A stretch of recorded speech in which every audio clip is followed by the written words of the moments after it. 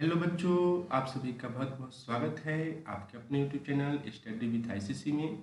इस वीडियो में मैं आप लोग के लेकर आया हूँ 12th केमिस्ट्री के पहले चैप्टर यानी कि सॉलिड स्टेट से जुड़े हुए 50 महत्वपूर्ण एमसीक्यू यानी कि ऑब्जेक्टिव प्रश्न। ये 50 ऑब्जेक्टिव प्रश्न बहुत ही महत्वपूर्ण है।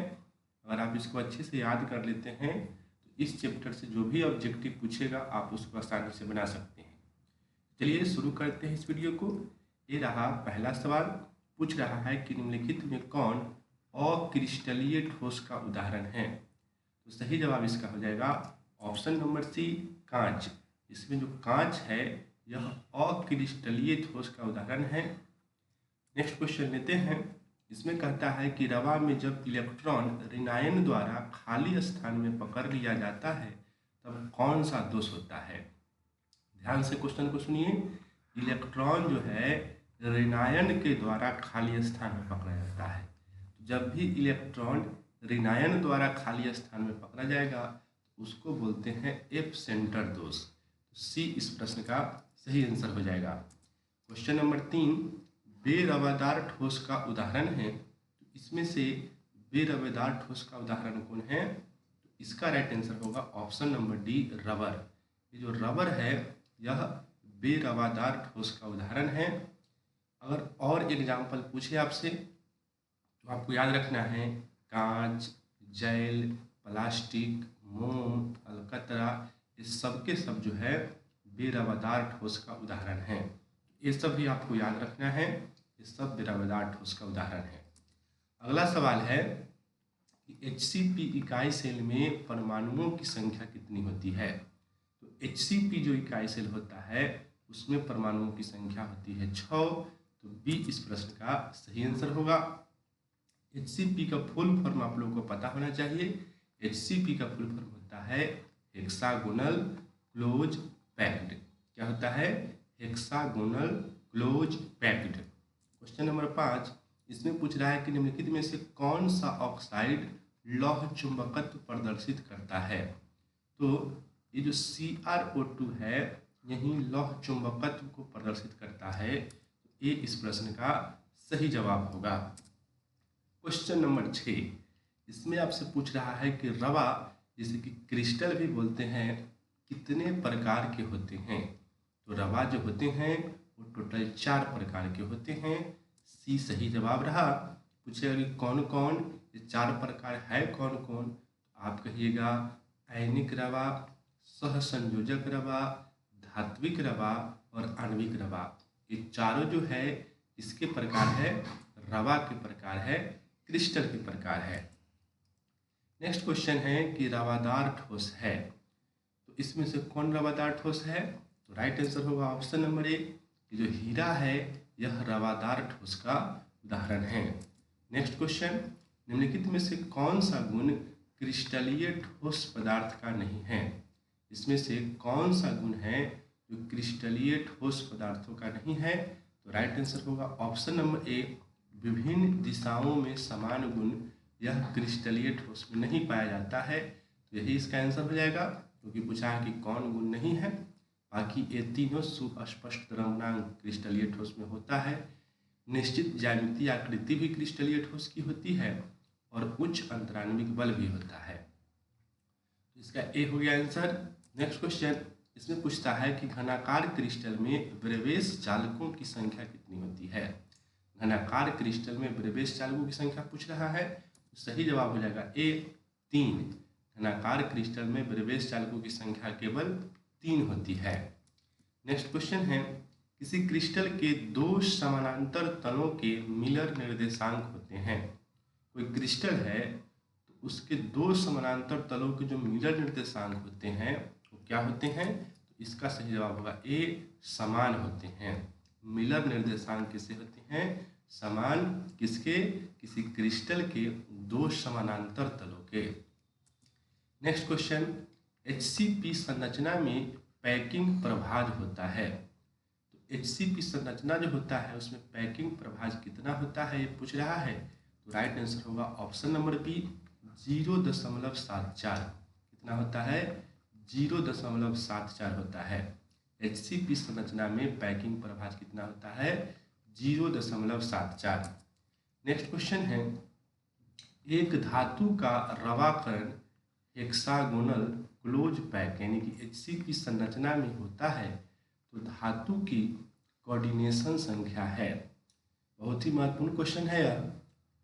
HCP संरचना में धातु की कोऑर्डिनेशन संख्या यानी कि समन्वय संख्या क्या होता है पूछ रहा है। तो राइट आंसर होगा ऑप्शन नंबर ए 12 होता है। आप लोग को याद रखना है HCP यानी कि हेक्सागोनल क्लोज पैक्ड जो संरचना होती है इसमें कोऑर्डिनेशन नंबर समन्वय संख्या कितनी होती है? 12। नेक्स्ट क्वेश्चन, H2O में किस प्रकार के बॉन्ड पाए जाते हैं? तो H2 यानी कि जल, इसमें किस प्रकार के बॉन्ड पाए जाते हैं? तो राइट आंसर होगा option number A hydrogen bond. H2O में कौन सा बॉन्ड होता है? Hydrogen bond. क्वेश्चन नंबर 14, किस अणु का द्विध्रुव आघूर्ण शून्य है? तो सही जवाब होगा option number B BF3। BF3 का द्विध्रुव आघूर्ण शून्य होता है। नेक्स्ट क्वेश्चन, BCC इकाई सेल में मुक्त यानी कि खाली जगह का प्रतिशत है। तो BCC इकाई सेल यानी कि बॉडी सेंटर्ड सेल जो होता है उसमें मुक्त खाली जगह कितना परसेंट होता है? तो राइट आंसर होगा ऑप्शन नंबर ए 32%। BCC इकाई सेल में मुक्त खाली जगह 32% होता है। BCC का फुल फॉर्म याद रखना है बॉडी सेंटर्ड क्यूबिक। और BCC इकाई सेल में परमाणुओं की संख्या अगर पूछे तो 2 बताना है। BCC इकाई सेल में परमाणुओं की संख्या कितनी होती है? 2 होती है। नेक्स्ट क्वेश्चन है, मूल क्रिस्टल तंत्रों की संख्या होता है। तो मूल क्रिस्टल तंत्रों की संख्या कितनी होती है? तो सही जवाब हो जाएगा बी 7 होती है। बी इसका करेक्ट आंसर हो जाएगा। अगला क्वेश्चन है कि पोटेशियम का क्रिस्टलन होता है अथवा NaCl क्रिस्टल की संरचना होती है। तो सोडियम क्लोराइड की भी संरचना पूछ रहा है और पोटेशियम का भी संरचना पूछ रहा है। तो इन दोनों का संरचना क्या होता है? इसका आंसर हो जाएगा ए फलक केंद्रित घनीय जालक में पोटेशियम या NaCl इन दोनों की जो संरचना होती है वो फलक केंद्रित घनीय जालक में होती है। नेक्स्ट क्वेश्चन, शॉर्टकी दोष के कारण ठोस का घनत्व क्या होता है? तो शॉर्टकी दोष जो होता है कहीं कहीं आपको स्कॉटकी लिखा हुआ भी मिलेगा। तो इस दोष के कारण ठोस का घनत्व जो है वह घट जाता है। क्या होता है? घट जाता है। तो बी राइट आंसर होगा। नेक्स्ट है, फ्रेंकल तथा शॉर्टकी दोष होते हैं। तो फ्रेंकल दोष हो या शॉर्टकी दोष हो दोनों के दोनों क्रिस्टल दोष है। कैसे दोष है? क्रिस्टल दोष। बी इसका राइट आंसर हुआ। आगे है कि BCC एकक सेल की संकुलन क्षमता। बहुत ही महत्वपूर्ण क्वेश्चन है यह, एकदम इम्पोर्टेंट कर लीजिए, महाभिव्या इशू कर लीजिए। BCC एकक सेल जो होगा उसकी संकुलन क्षमता कितनी होती है? तो राइट आंसर होगा बी 68%। BCC इकाई सेल की संकुलन क्षमता 68% होती है। नेक्स्ट क्वेश्चन है, FCC एकक सेल की संकुलन क्षमता होती है। पिछला में था BCC, इसमें है FCC। इसका राइट आंसर होगा सी 74%। ये सब आपको एकदम रट जाना है। FCC एकक सेल की संकुलन क्षमता कितनी होती है? 74%। नेक्स्ट है, पारा का प्रतिरोध शून्य हो जाता है। तो पारा का प्रतिरोध शून्य कब होता है? तो राइट आंसर होगा ए 4 केल्विन पर। 4 केल्विन ताप पर पारा का प्रतिरोध जो होता है वह शून्य हो जाता है, 0 हो जाता है। नेक्स्ट क्वेश्चन है, एक क्रिस्टल में कितने प्रकार के क्रिस्टल जालक संभव है? तो एक क्रिस्टल में टोटल 14 प्रकार के क्रिस्टल जालक संभव है। याद रखना है, एक क्रिस्टल जो होता है उसमें टोटल 14 प्रकार के क्रिस्टल जालक संभव है। नेक्स्ट है, CSCl की क्रिस्टल संरचना है। CSCl की क्रिस्टल संरचना कैसी है ये पूछ रहा है। तो राइट आंसर होगा सी BCC। क्या होता है? BCC। CSCl की क्रिस्टल संरचना BCC होती है। नेक्स्ट है, BCC संरचना में पैकिंग दक्षता एवं वॉइड्स होता है। BCC संरचना जो होता है उसमें 2 चीज पूछ रहा है, एक पैकिंग दक्षता और दूसरा वॉइड्स। वॉइड्स मतलब होता है खाली स्थान। वॉइड्स मतलब क्या होता है? खाली स्थान। तो इस प्रश्न का राइट आंसर होगा ऑप्शन नंबर डी। पैकिंग दक्षता 68% और खाली स्थान 32%। देखिए 68 और 32 को जोड़ दीजिएगा तो 100 हो जाएगा। तो एक अगर आप याद कर लीजिएगा तो एक ऑटोमेटिक याद हो जाएगा। तो अपना रखना है बीसी संरचना में पैकिंग दक्षता 68% और खाली स्थान 32%। नेक्स्ट है क्रिस्टल में समन्वय संख्या में वृद्धि होती है। तो क्रिस्टल में समन्वय संख्या में वृद्धि कब होती है पूछ रहा है। इसका आंसर होगा बी, दाब वृद्धि से। क्रिस्टल की समन्वय संख्या में वृद्धि कब होती है? जब दाब में वृद्धि होती है। अगला सवाल है कि डायमंड, जिसे कि हिंदी में हीरा कहते हैं, पैकिंग दक्षता एवं खाली स्थान की प्रतिशतता है। इसका सही जवाब होगा ए, 34 एवं 66। कितना? 34 एवं 66। देखिए आपको सिर्फ पैकिंग दक्षता याद करना है, खाली स्थान ऑटोमेटिक याद हो जाएगा। पैकिंग दक्षता 34% है तो 100 में से 34 को घटा दीजिए तो 66 बचेगा। ये क्या हो गया? खाली स्थान। पैकिंग दक्षता या खाली स्थान कोई एक अगर आपको याद है तो आप दूसरा ऑटोमेटिक बता दीजिएगा 100 में से घटा के। ठीक है। नेक्स्ट क्वेश्चन है निम्न में से किसमें फ्रेंकल दोष है? इसमें से फ्रेंकल दोष किसमें है पूछ रहा है। तो राइट आंसर होगा D, silver bromide. Silver bromide में फ्रेंकल दोष होता है। आगे है क्रिस्टल में शॉर्टकी दोष पाया जाता है जब, मतलब क्रिस्टल में शॉर्टकी दोष कब पाया जाता है? इसका सही जवाब होगा ऑप्शन नंबर ए, समान संख्या धनायन तथा ऋणायन गायब हो जाते हैं। शॉर्टकी दोष जो होता है उसमें समान संख्या में धनायन भी गायब होते हैं और उतना ही संख्या में ऋणायन भी गायब होते हैं। तो इसको याद रखना है।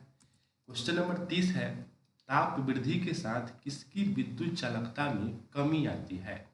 तो ताप बढ़ाइएगा तो विद्युत चालकता में कमी आएगी किसकी? तो इसका सही जवाब होगा ऑप्शन नंबर ए, सुचालक की, यानी कि धातु की। आपको याद रखना है ताप में वृद्धि कीजिएगा तो सुचालक पदार्थ जो होता है, सुचालक पदार्थ होता कौन है? धातु। उसकी विद्युत चालकता में कमी आती है।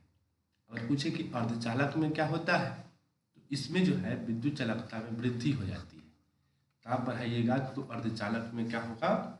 उसकी विद्युत चालकता में वृद्धि हो जाएगी। और पूछे कि कुचालक में क्या होता है? तो कुचालक आपको पता है कि इसमें विद्युत चालकता होती ही नहीं है, तो इसको ताप बढ़ाइए या घटाइए, इसके विद्युत चालकता में कोई प्रभाव नहीं पड़ेगा। आगे है जेडेनो को गर्म करने पर विद्युत चालकता पर क्या प्रभाव पड़ता है? तो जेडेनो को अगर आप गर्म करते हैं तो इसकी विद्युत चालकता पर क्या प्रभाव पड़ेगा? तो राइट आंसर होगा बी, बढ़ता है। जेडेनो को गर्म कीजिएगा तो इसकी विद्युत चालकता क्या होगी? बढ़ जाएगी। नेक्स्ट क्वेश्चन है बीसीसी संरचना में केंद्र में अवस्थित परमाणु निम्न यूनिट सेल से साझा करते हैं। बीसीसी संरचना में जो केंद्र में परमाणु होता है वह कितना परमाणु साझा करता है? राइट आंसर होगा ए, एक यूनिट सेल। एक यूनिट सेल को वह साझा करता है।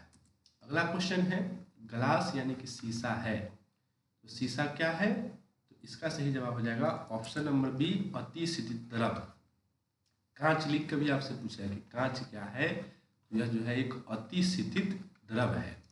नेक्स्ट क्वेश्चन है आयनिक ठोस निम्नलिखित में कौन है? तो इसमें से आयनिक ठोस पूछ रहा है, तो राइट आंसर होगा बी। आप लोग 10th से ही पढ़ रहे हैं कि NaCl में आयनिक बंधन होता है और जिसमें आयनिक बंधन होगा वही आयनिक ठोस होगा। अगला क्वेश्चन है कि NaCl यानी कि आयनिक ठोस में धनायन तथा ऋणायन का समन्वय संख्या है। तो NaCl में धनायन और ऋणायन का समन्वय संख्या पूछ रहा है, तो राइट आंसर होगा ए, 6.6। याद रखना है NaCl में धनायन और ऋणायन का समन्वय संख्या यानी कि कोऑर्डिनेशन नंबर 6.6 होता है। नेक्स्ट क्वेश्चन है धात्विक ठोस निम्नलिखित में कौन है?